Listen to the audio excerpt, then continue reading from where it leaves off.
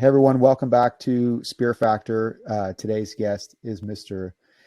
Jake Lords from Utah, freshwater slayer of fish and meat and everything else in between. This guy can cook, this guy can dive in some freezing cold waters, and I'm really excited to talk to him a little bit about that today. So Jake, welcome to the show. Hey, thanks, man. Thanks for having me. Yeah, we'll try round two here. So Jake, you were born and raised in Salt Lake City. Right. So you started to tell us before we lost connection here Yeah. how, So, yeah, how'd you get involved?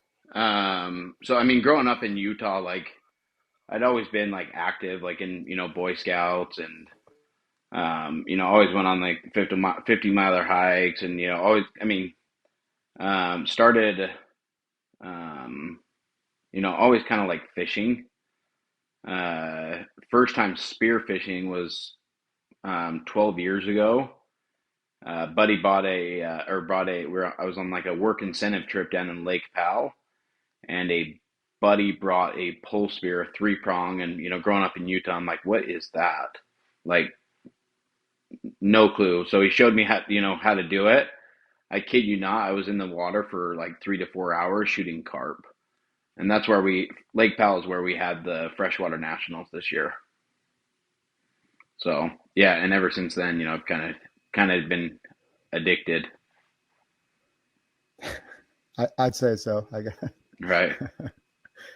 Well, so I guess what do you do for work when you said you were down there in a work incentive program? Yeah. So I actually work for a company called Vivint, where we sell like smart home and solar.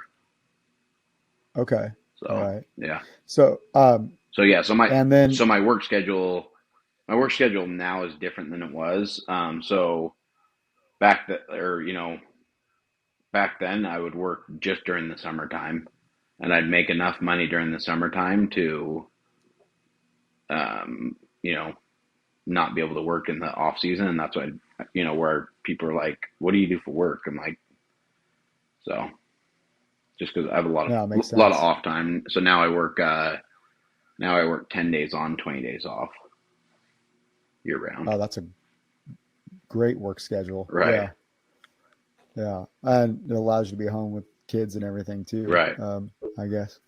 Um, so people don't realize, I guess, if anybody's ever been to Utah, it's an incredible, beautiful state that is like, in my opinion, especially southern Utah, it's like just an outdoorsman's dream.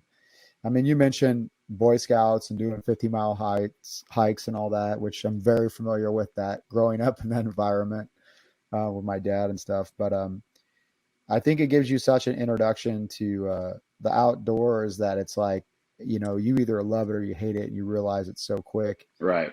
Um, but what point, you got into spearfishing though, but assuming you're a year-round outdoorsman, which where you live means real cold temperatures, some harsh terrain.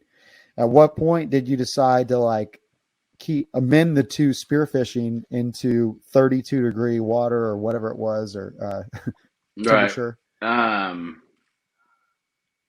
so it was probably, let's see, it was probably like probably 5 to 6 years ago. I was spearfishing in like November. I was in a 3 mil.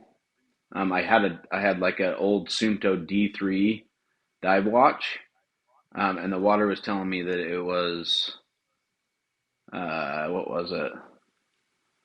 It was like 49 degrees.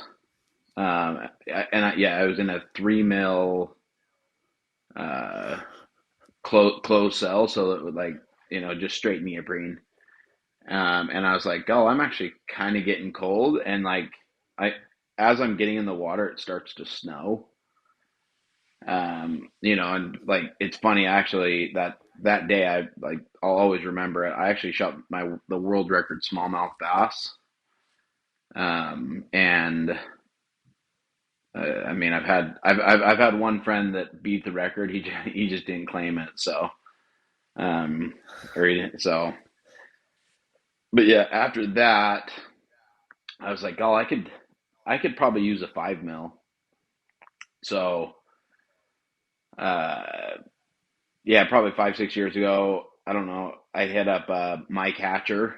I had been friends with him with Hatch Custom Spear Guns, and I was like, "Hey, do you have any freshwater like sponsored divers?" He's like, "No." I was like, "Well, would you be open to having me on your team?" And he's like, "Yeah, let's do it." So, fast forward, I was with him for 3 years, and he made a back then he made a 5 mil, open cell, and it's all I wore, so it's all really I really needed, or I guess it's all that I really, I mean, what's the word that I Realized that you yeah, realized. I'm like, this is really, all that I need, or all it was all that I knew.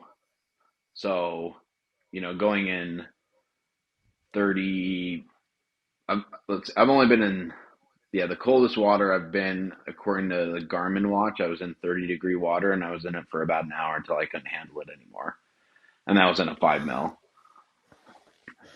So yeah, and it wasn't my body that got cold. It was I couldn't fight past the brain freeze. So yeah. um and it is crazy. Like the difference of like 2 to 3 degrees in the water is a big difference.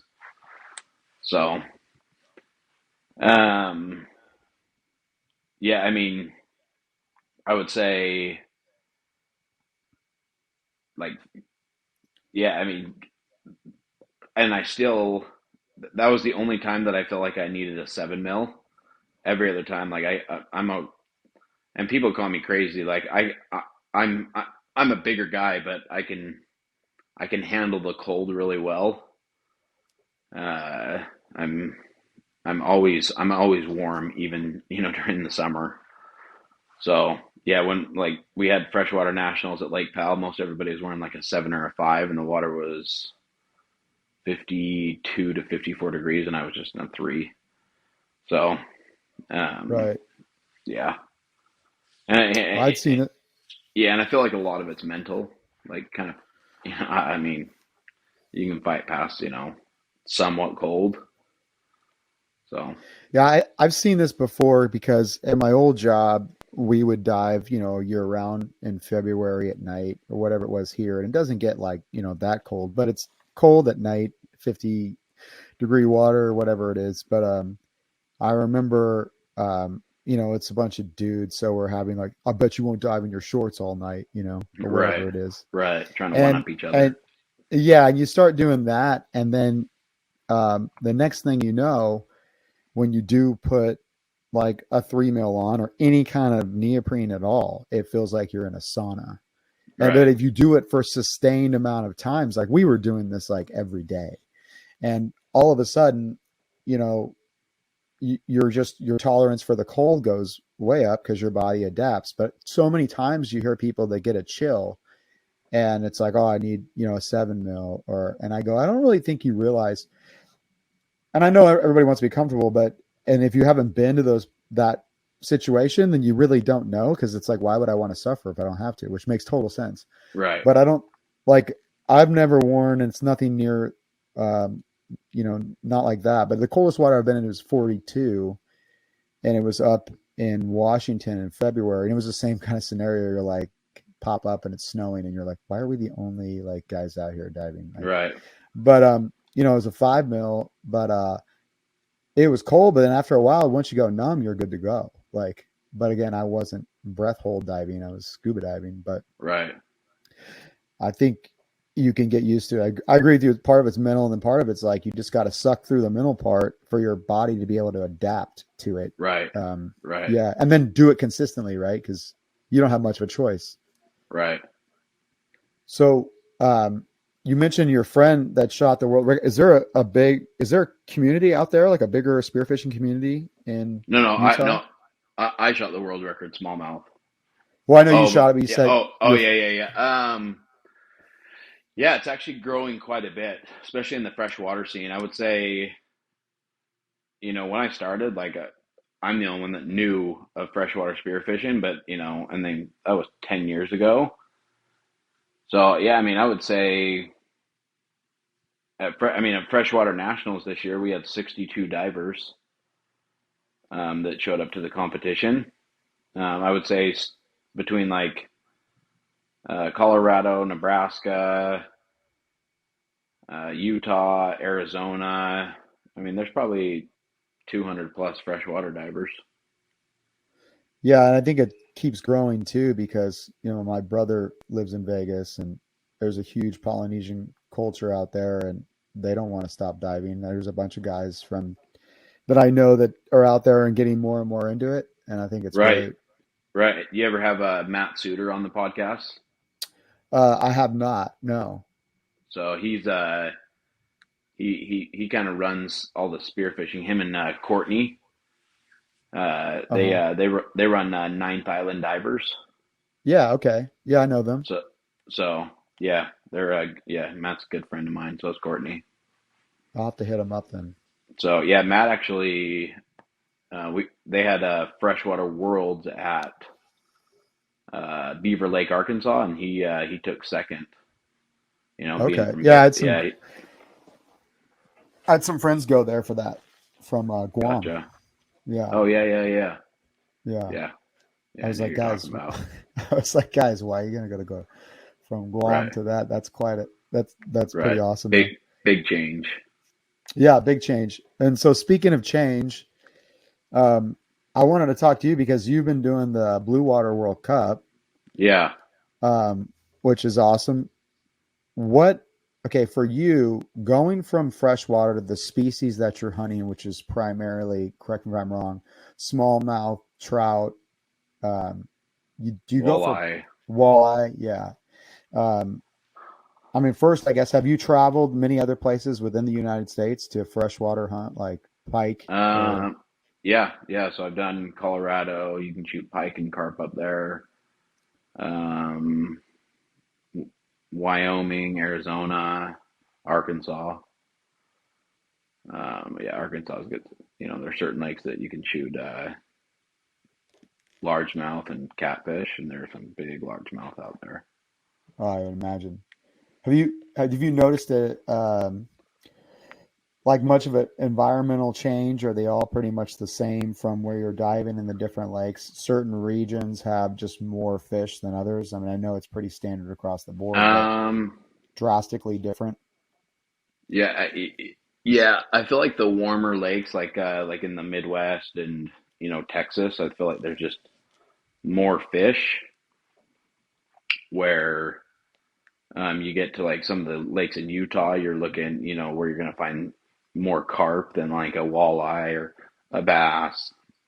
And I guess it just like the whole structure underneath, where Arkansas is, you go dive, there's going to be a lot more trees that are sunken or, underwater, that kind of underwater hunting, where you go to Lake Powell or, anywhere in Utah, you're not going to find hardly any trees. It's going to be all, rock structure or, big walls that you're hunting. So, how would you describe like you hunting in freshwater versus saltwater? Like, what are your techniques, especially with like you're talking about 30 something degree water? I mean, Right. Yeah. So, how's I the breath mean, hold? Yeah. oh, like it's night and day difference. Like, because I mean, if you think about it, like if you go to like jump in, like, or even if you just take a cold shower, your breath's already like taken away because the water's cold and it's like it's hitting you. Same thing with diving cold water. I I mean, yeah, when I'm diving with buddies in cold water, like we're not going past 40 feet just because there's even at 25 feet you can feel a difference in the thermocline. And it changes drastically. And now, yeah, when it comes to like diving out there at Plapas, Montana for the Blue Water World Cup, like I'm wearing a 1 mil, and like my dive partners still give me crap about this. Like I kid you not, I like they can see like when I get out of the water, they can see me just sweating from being in the water. And yeah, it's funny as it sounds. I can see like sweat drips in my mask while I'm diving, and I mean the water's 82, 83 degrees. So yeah, like I'm we get surprised you're even wearing a 1 mil though. Like I'd be in shorts. Oh, I guess a right. I 1 mil mean, top. 1 mil everything, 1 mil, 1 mil closed cell. But I like at like 25 feet and then at like 60 feet, there's like those thermoclines. I hit that 60 feet and I'm just opening up my wetsuit and letting cold water come in. So, I can't imagine, honestly, man. I can't imagine that environment going from two. Well, I've been to extremes, but not in a diving perspective like that. Like, right. um, yeah, I mean, there's Yeah, got to be a yeah. learning curve. Yeah, so the first year we went, like we were seeing a ton of wahoo come in, and I shot like a decent sized amberjack, and I mean, like where we're diving, like we don't need to dive past 50 feet, just because most of the fish are above that. Where you go to ocean, you're gonna find like the big pelagics, yellowtail, amberjacks, pargo, cabria. Like you're gonna find those a lot deeper. Where obviously the wahoo are gonna be higher up. But yeah, like when you see like a big pelagic fish, like I watched my dive partner shoot a marlin, like, and everything was on film, and it was just like, holy crap, that's a huge fish. Like, I would never see a fish like that in any freshwater ever. What about alligator So, gar? Have you thought about hunting uh, alligator gar? Can you? I yeah, you can. There's yeah, my dive partner, his Insta handle is at the real Brett Label. He lives in, or he just moved to Texas, and he's been trying to find some spots that have some big alligator gar. He wants to shoot the world record with a pole spear. I'm like, dude, to shoot an alligator gar with a pole spear is next level. I think that's what attracts so many people to you, Jake. Honestly, because the you're like a pioneer, or at least you're one of the first guys that I ever saw that was really exclusively freshwater lake in any conditions, and you were posting about it. And I know there's plenty of people that have done it, I'm assuming, before, right, that don't post about it, but you really took, like, that was your niche, like you went Right, for it. And I think it's really cool that you you know, carp and all these fish, these freshwater species get so big, but you can tell that you're doing it for the love of it. Like it's just who you are, and right. it's so unique Appreciate it. because, yeah, I know it's so unique because so many people are like doing things to get the biggest, like, 200-pound tuna and all this, and here you are, you're Right, like, I just slayed a 5 pound, smallmouth or whatever, just as stoked about it as anybody with a big bluefin.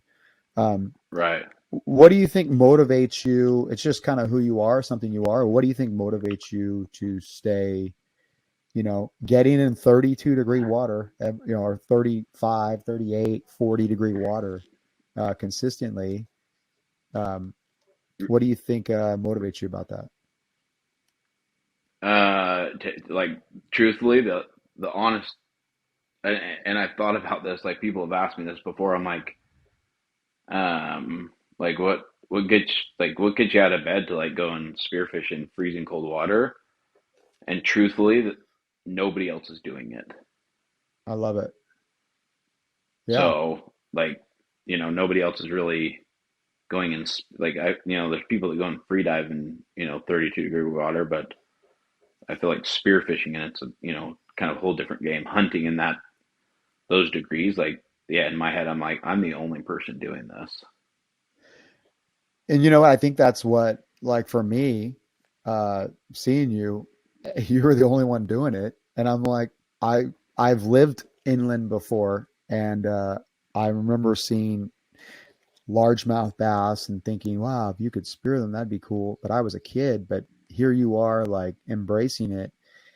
Um, yeah, it's just incredible to see you take ownership of it and be a great example of um, truly loving spearfishing and making. To me, it's bigger. It's like I always say, I'm going to have a good time no matter where I'm at. Like even if I'm in the middle of Right. like you know somewhere not pleasant.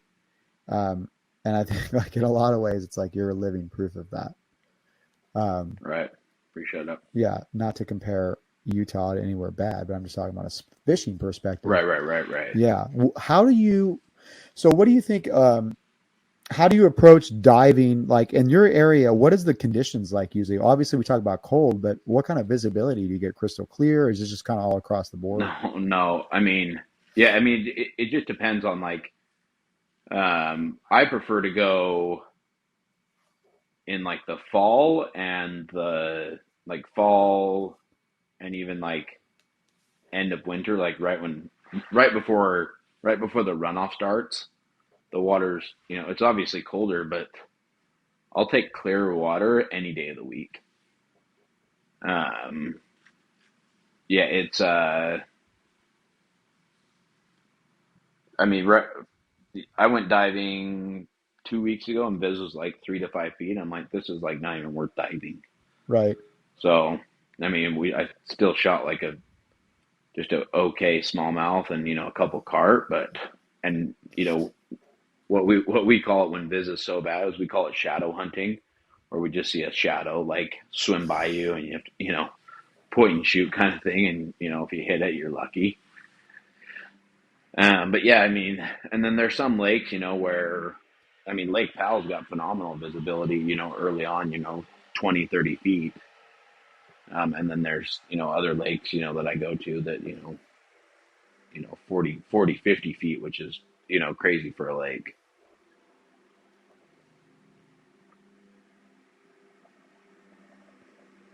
So, Yeah. 40, 50 feet. That's insane. right. Um, Yeah. yeah, I call it silhouette hunting too, where you're, because, sometimes it gets bad viz and you're just Right. comfortable with diving and crap because that's what you had to do for work. So you get used to it. You have all these little tricks that really help. But what are some gear suggestions that you do for freshwater hunting? Is it obviously you're not taking these Uh, long shots sometimes, but no, so, it depends on the viz. So if it's like 5 to 7 feet, I'm using um, like 75 Pathos roller, or like a 90 centimeter just regular pipe gun, Pathos pipe gun. I typically in like colder water, I'm wearing a 5 mil, and then what I've found that keeps my sock or my feet warmer is I'll actually do some wool socks underneath, and then I'll do like a 3 mil booty, and my feet can stay, you know, warm typically for about 3 hours in probably 36 to like 42 degrees. how about Um, your, and then yeah, go ahead. and then my hands, I've turned a lot of people onto this just because nobody ever thought, like, I think I've gone through just, trial and error, probably like 10 different types of scuba gloves, spearfishing gloves, work gloves. And what I have found truly the best is it's called Glacier Glove. It's a duck hunting glove. It's fleece on the inside, and then it has like a strap that'll strap around like your wrist, so everything like, and they're waterproof. So those of, I mean, yeah, hands, feet, my core stays warm. Like if it wasn't for my hands or my feet, I could be in the water all day. Yeah, I mean, I So believe it. yeah, my time off, or my typical time where my hands start getting cold and where I'll have to like get out and like put like hot water from a thermos, in my hands and feet, is about 3 hours. So is the hunting time, have you found it to be fairly similar to saltwater, where it's like you're going in the morning, early morning? Are you just going midday? Are you going where you can? Um, no, so yeah, early morning. Like I try and get in the water even before sunrise. There's less boats in the water, and I feel like the fish are a little bit more active. Yeah, pretty standard, I guess. I don't even want to ask what the temperature of the air is at 5 in the morning or 6 in the morning in Utah. Right? Yeah. There's times where I actually like vividly remember how cold the water was, where the water was like 40 degrees. It was actually I was going to Flaming Gorge. I was driving home from a work trip, and I'm like, hey, I'm gonna go dive. I'm gonna bring my dive gear so I can go dive Flaming Gorge on the way home. I kid you not. I think I might still have the picture somewhere. I kid you not. On the temperature reading on my car was negative 17. So I go get my dive gear. I'm in the water for like maybe an hour. I shoot like a nice rainbow trout, and it's like probably a 200-yard walk back to my car. I kid you not. By the time I got to my car, the fish was completely frozen, and my wetsuit had like ice crystals all over it. So So those I was are gonna say those are that. yeah Yeah, yeah I was those are gonna the times say that you're I'm gonna be like, frozen this is stiff. yeah, this is crazy. Like if there wasn't like people around, they're like, you know, yeah. So I'm like, I try to, I've got a wife and two kids, so I'm like, I try and, not be that dumb anymore. But yeah, like I said, it's one of those. It's almost like one of those things where it's kind of a rush. Like nobody else is doing this. Like it's almost like an adrenaline. Yeah, no, I understand. I completely understand that because I mean that's just it. Nobody's doing it, so watch me do it. Like, and especially if there's people there, now you Right. committed to it, so now you got to go. Like, what uh question though?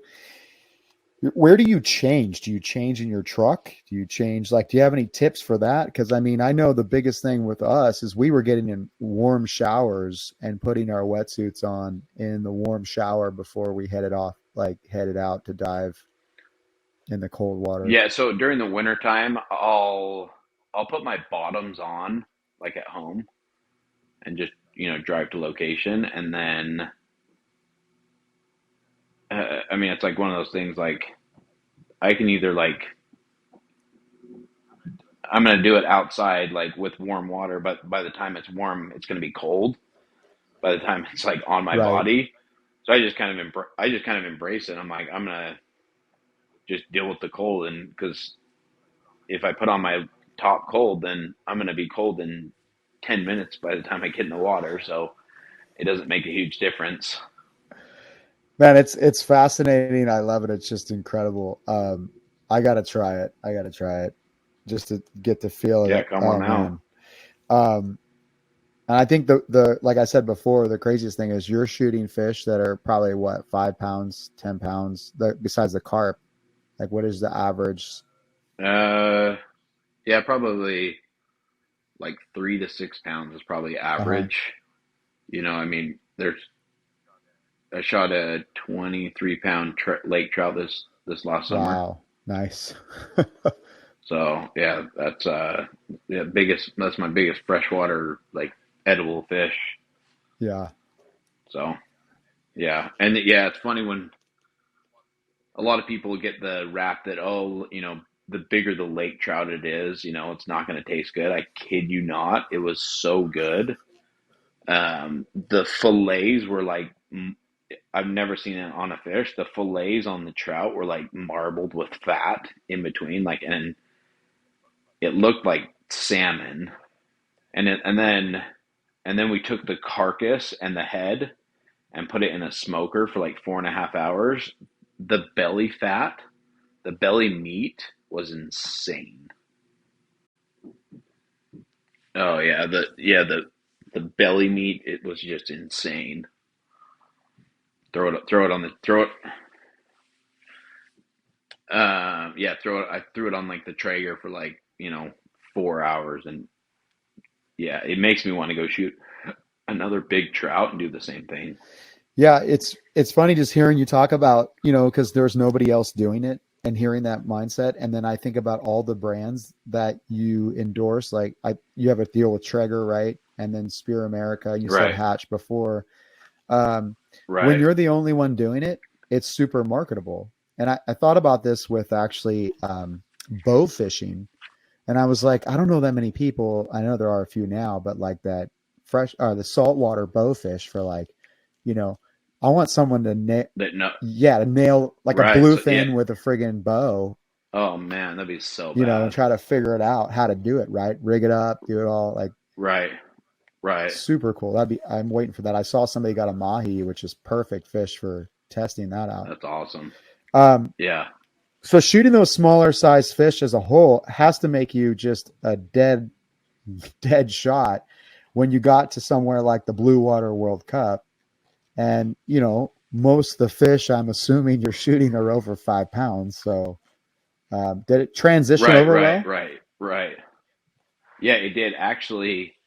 The biggest thing that like threw me off, and like probably my first even like 5 shots at like a wahoo, I missed because there's current, and like where we're diving, we don't have any current, so we don't, as far as judging, shooting high or low, or so yeah, so after, and yeah, the Blue Water World Cup, it was like kind of an eye opener, to just, I mean, I've done a little bit of blue water before that, but not much.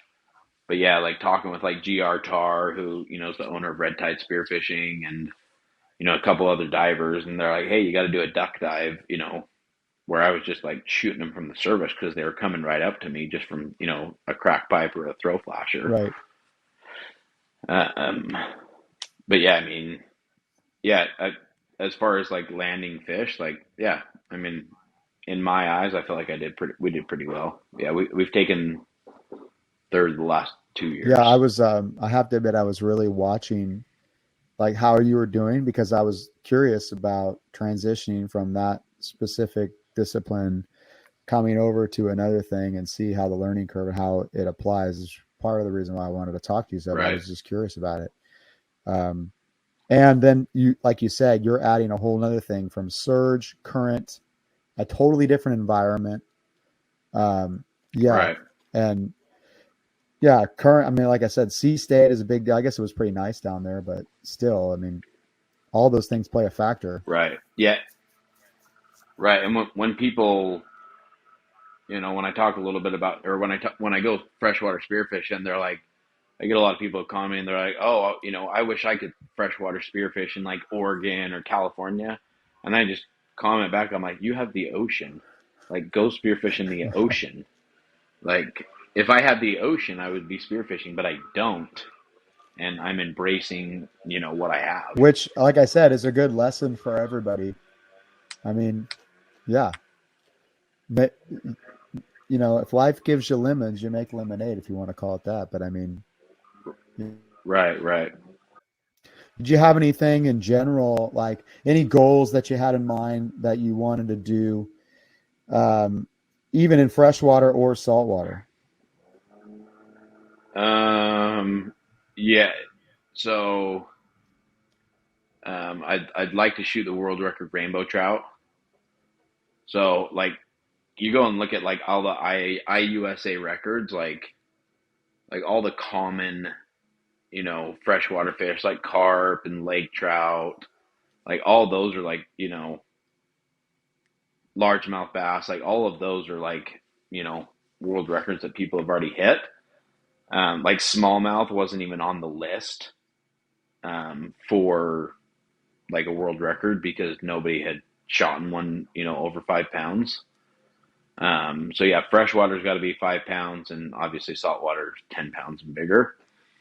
And then I shot the world record brook trout like 2 years ago, I saw that. and Yeah. and yeah, it was just right under 6 pounds. Like so stoked out of my mind. And and then so yeah, so right now there's not a rainbow trout like on the world record. My wife says she's like, if you get a world record, you can mount it. So so I've got my brook trout and my smallmouth mounted. But she's like, yeah, if you get a state record, sorry, we're just gonna eat it. So so I'm like, look, if I shoot it, so if I shoot a 35-pound lake trout, I'm mounting it. I guarantee it. So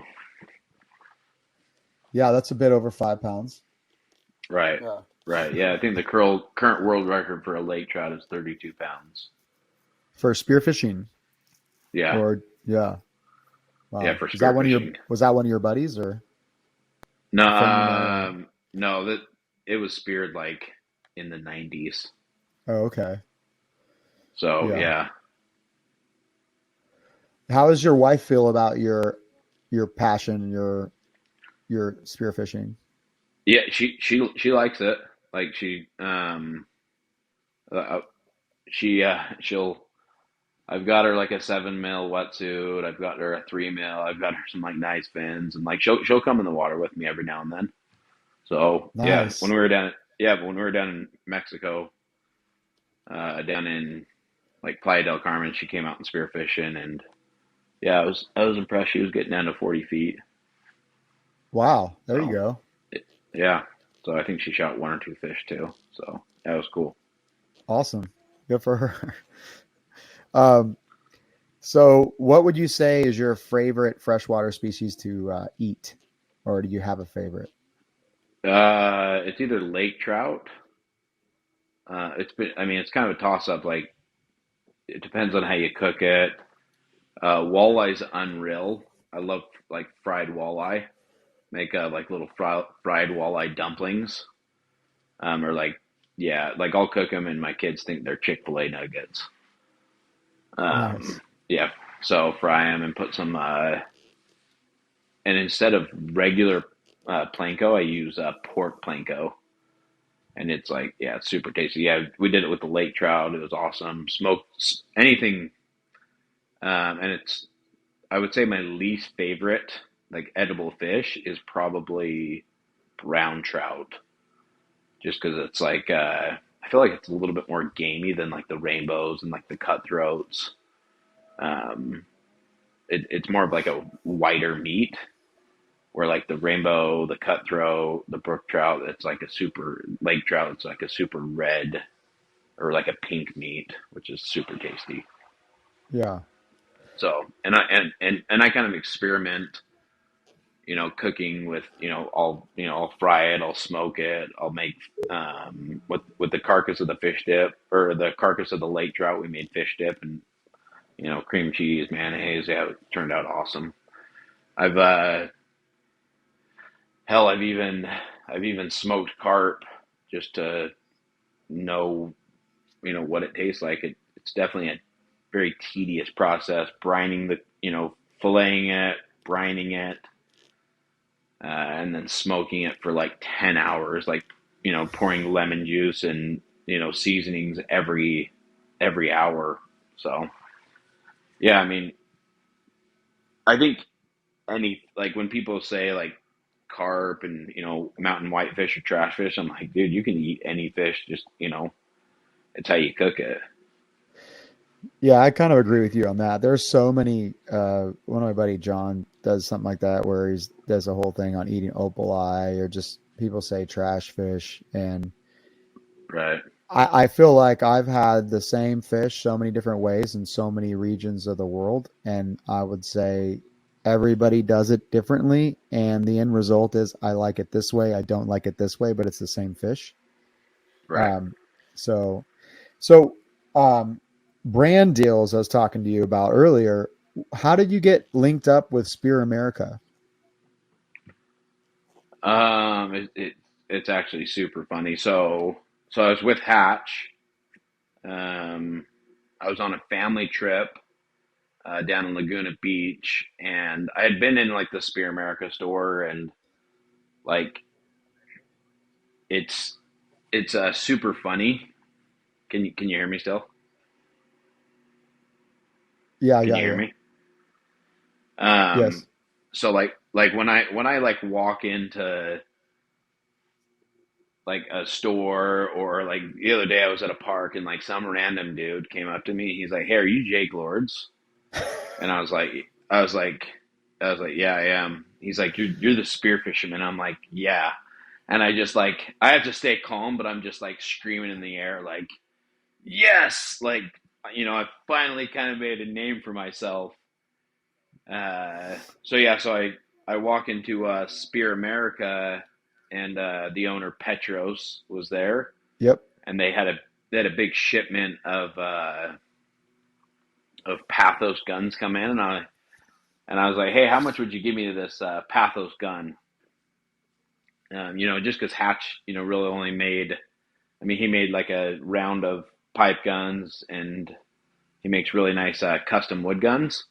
Yeah, the Gremlin. And right, yeah, great gun. And these are like carbon fiber. Like one, I've never, really used a roller, but I've seen people use them. I've shot a roller, and I was like, so I asked Petros, it was a 75 or it was a 100 roller, and I was like, how much would you sell this to me? And he looks at me, he's like, well, it depends on how loyal you are to Hatch.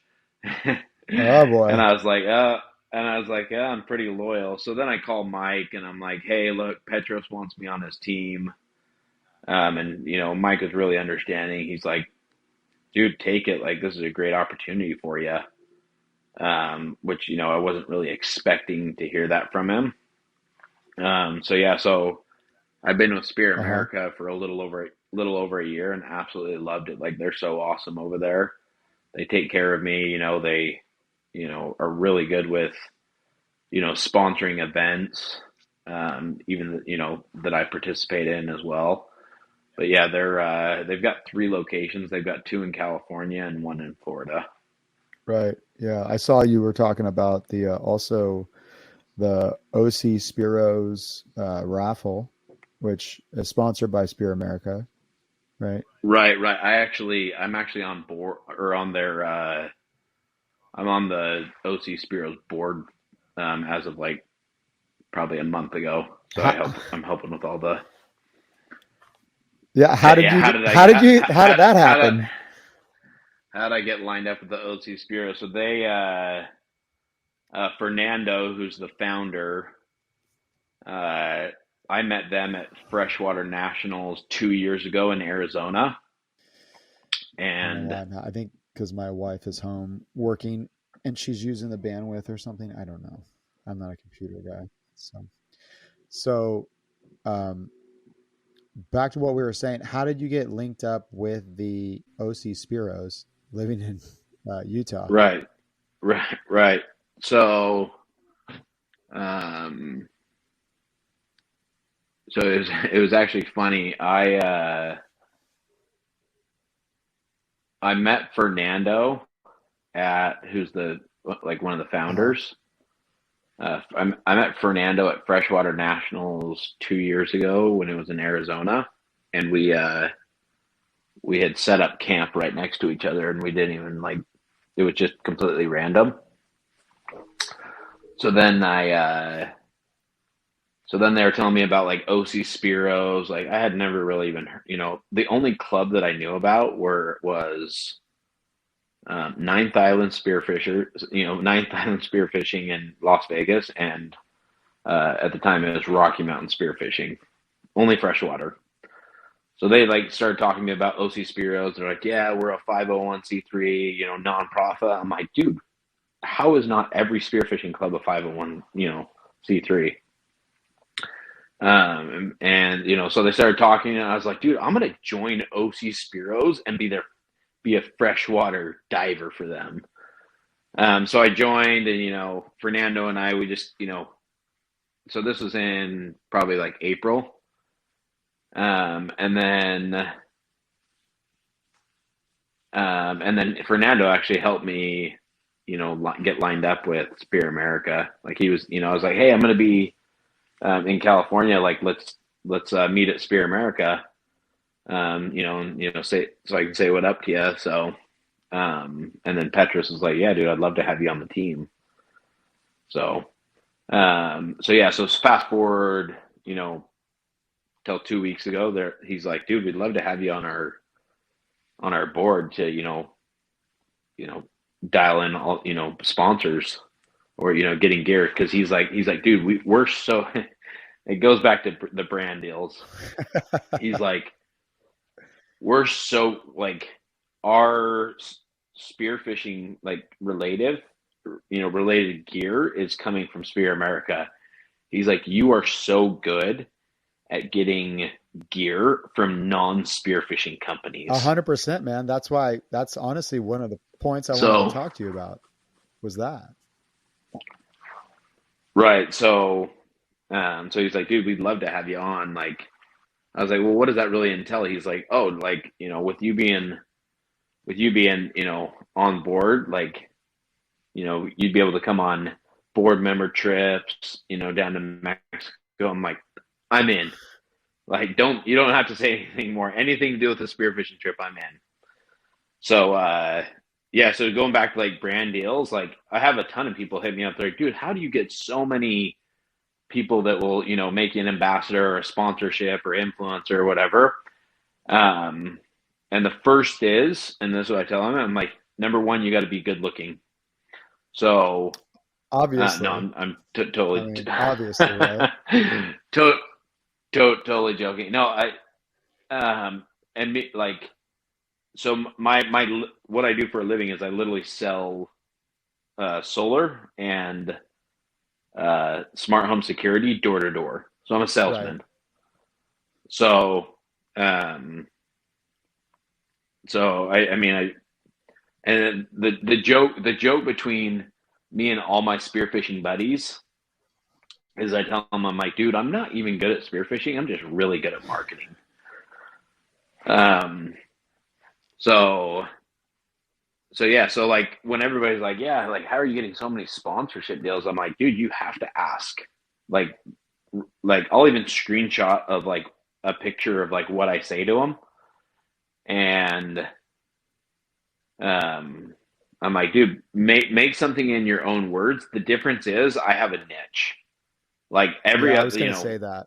everybody everybody has like when I ask people, like I just lined a deal with Pit Viper, like the Yeah, I saw your sunglasses. post.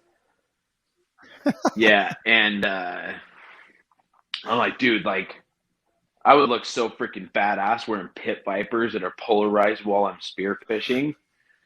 So then and they're like such a wild company. They're actually based out of Salt Lake Okay. City. So I'm like, dude, like there's nothing, that I like more than working with a local company. So yeah, so I hit them up, and it's just it's literally all about asking. And I don't really tell a lot of people this, but I'll even, this is going live, so I'll do my research if I'm like adamant about getting like a company. I'll go to LinkedIn. I'll go and type in the company's name, then go and find like the marketing director, then go find them on Instagram and message them on Instagram and email them. So like, Right.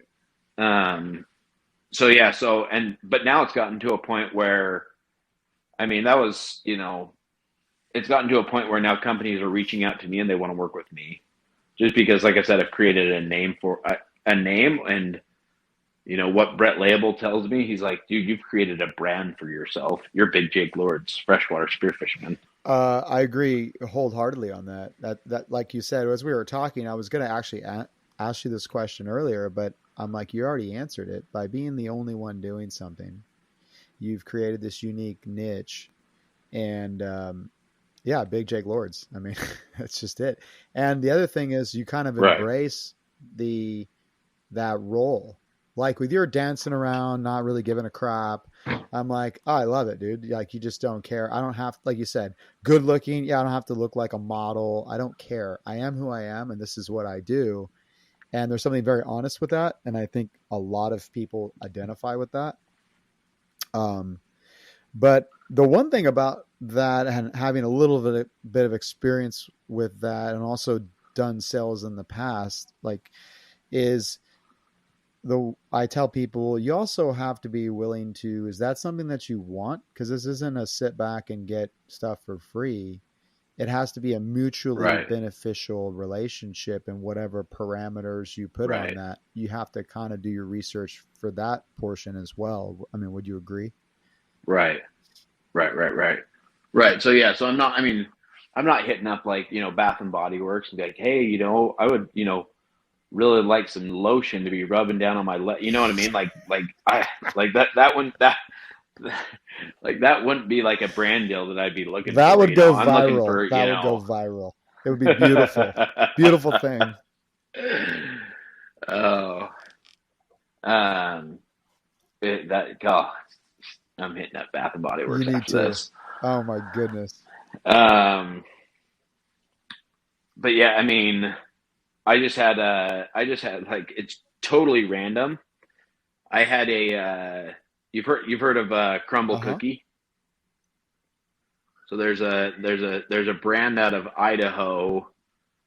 It's called Soda Mix, and it's totally random, but they hit me up and they're like, "Hey, we want to do a marketing commercial with you," and I'm like, "What?" So they want to fill a bathtub full of milk, and they want to put me in it while I'm eating cookies out of it. I'm like, what more? Like, I mean, let's be honest. If you saw me eating a cookie out of a bathtub full of milk, you would want to eat that cookie. Oh, 100%. Well, the thing is, good or bad, it's etched in your mind. You know, you remember the Right, brand, right? right, right, right, right, Well, right. that's what's so unique about you, So, is that you're not only fresh, your appearance, you're a big dude. You don't look like some supermodel. You're just a normal guy like everybody else. And that in itself is marketable right, in an area full of like a bunch of influencers that when I go to the gym with my son on the weekends that are like spend more time posting and setting up their equipment and working out or than working out, you know? right, And yeah, very cool, man. right. Like I don't know if you saw that reel that I made of like getting ready for freshwater nationals at When the you're gym. curling, I think you were doing curls. Yeah, when I'm Yeah. yeah curls and like swimming with like doing planks with Yes. you know with a bar, and like my buddy's filming it like and you should see the looks that I was getting like when I was holding up the weights like above my head like waving like I'm holding up the trophy, like so, like I was just laughing like, and then there's like people up there with tripods like filming their workouts. I'm like, this is just like comical. I think what it is because you don't take So yeah, I yourself mean, seriously, right? But it works because it's honest. right, right, right, and you'll never see like a decent like when I see people post like stories and they have like a filter that doesn't even look like them. I'm like, dude, like why? Like like there's no point. Yeah, I understand. I've had that conversation with my son too when we're working out, and I'm like, having spent the last 20 years on base gyms, and then he started going Right, off base, so I was going with him, and I'm like, well, I feel like I was in a time capsule, and then all of a sudden they opened it, and I'm like, what is right, going on here? Like I was just, I'm like, all this gym etiquette, because I'm a meathead at heart. I'm like, all this gym etiquette just went right out the window. And he's like, relax, dad. This is right. how we do. I'm like, this is terrible. Right, right, right. Like you guys aren't even lifting weights. Like you're just lifting. You're just doing Yeah. curls And then, just to show your beach yeah, muscles. I don't want to get me started on this. It's like, and they're all like juiced out. And I was like, for what? You don't Right. play You're and football. Like, you don't do anything. Like, anyways. right, Yeah. right, right. Yeah. Um, Yeah, yeah. When's leg day? And they're like, oh, we don't do leg day. That's We just it's do so bad now. It's so bad. right. Oh yeah. Should we hit the treadmill? Oh, we don't do Yeah. cardio. What? Yeah. Like yeah. Yeah, I don't want to mention the gym's name, but I want to bring it's so bad. It's like I was going off about the high-waisted stuff too, because I'm like all these fitness models, maybe we're getting off topic, but I was like all these fitness models are like sixes and sevens, and I'm no Right. beautiful thing either, but I'm not also trying to sell myself as like this influencer and this and this. I was like when they throw on the Right. tightest spandex to cover up imperfections when it's like this is the reason why everybody has unattainable standards because you guys are doing it yourselves. Like, just be honest. Be what happened to going to the gym just to work out for fun and Right. and Right. everyone's trying to make a living out of it. I mean, Right. I get it. I do get it. Like even spearfishing, like you've probably mentioned, seen this too. It's like, oh, I got to post X amount of times to keep the content and all that going for to be relevant or Right. whatever. Um, and sometimes I just want to go spearfishing and enjoy the moment and not film anything, right? But it's like I have to stop Right. Right. everything, go, oh, let me get a picture. We need a picture, you know? Right. I actually stopped. Actually, in cold water, I won't wear a GoPro on my Yeah. head. Does it even work? I don't. Yeah, it'll work, but I don't like wearing the GoPro like on the mast mount, Yeah. just because I feel like it weighs down. So I just do the strap over my head and then put the hood Uh on. huh. But I won't do the when I'm like diving cold water just because like water will seep in and That keeps it that's a good point because water will seep any little crack, and then right. what I noticed when I was in Washington is I had a hole in my glove, and I was in the water for 6.5 hours straight. And what I noticed was like it was first my thumb goes numb, then my hand went numb, then my forearm went Right. numb, and literally 6 hours later, my core was freezing. And I lost all Right. dexterity. I was trying to do a shackle, all dexterity in my hand. Um, and it's like if you have a kink in your armor, the cold water will crush you. Yeah. Right. Have you For sure. tried? Do you do like Vaseline on your face or anything to help like keep your? I noticed my mouth would get so cold.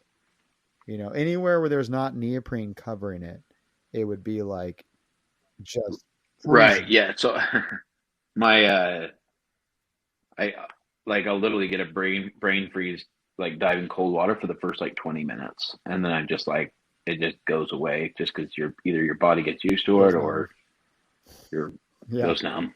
yeah, yeah. Okay, I'm glad to hear you say that because that was my experience too. It's like you're gonna until it Right. goes numb, just let it Oh go yeah. numb. Yeah. Very cool. I love the brand deals because every time it seems like I turn on your page, I'm like, well, what is this? This is meat. This isn't fish. What is he doing now? Right. Right. Yeah. And then I actually work with a meat company out of out of South Dakota called Dakota Signature Meats. Awesome meat. And buffalo. I mean, they do it all. Lamb, pig, cow, and yeah, they ship it in like a cooler, so it's like it comes frozen. So, It's so with awesome. all your experience and with brands, I guess we're getting into branding a little bit more here, and then we'll finish up. But with all your experience with brands, what are the different deals that you have? Being that, like, obviously with Petros, and I'm familiar with this too, like the whole promo code thing. So you give people get a discount, you get a Right. percentage of that. But with something that's not spearfishing related, is it the same kind of thing, or is it more like we give you wholesale Uh or? huh. Yeah. Yeah. So yeah. So I work with like a actually speaking of gyms, I work with a supplement company called Bucked Up. And I'm like this is and like going back to brands, it's like it's a numbers game. like the more people you talk to, the more people are gonna, not everybody's gonna be like, hey, yeah, we'd love to have you Right. on, but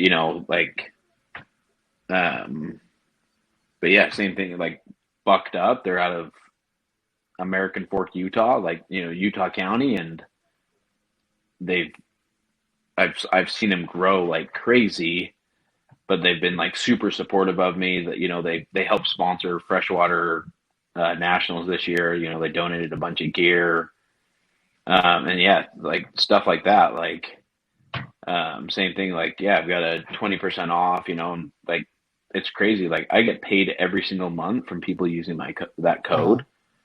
And I mean it's not crazy, but everything helps.